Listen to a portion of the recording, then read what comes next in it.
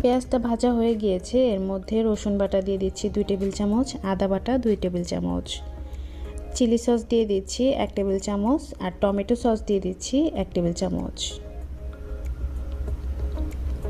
বাদাম বাটা দিয়ে দিচ্ছি এখানে 1.5 টেবিল চামচ। এখানে আমি কাজু বাদাম বাটা ব্যবহার করেছি, আপনারা যে কোনো ধরনের বাদাম বাটাই ব্যবহার করতে পারেন।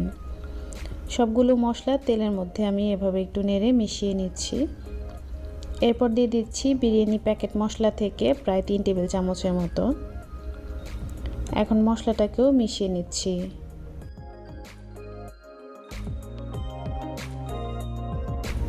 এরপর দিয়ে দিচ্ছি 1 টেবিল চামচ পরিমাণ লবণ।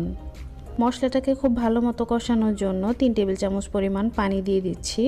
পানিটা মশলার সাথে মিশিয়ে দিচ্ছি আর রান্না করব একেবারে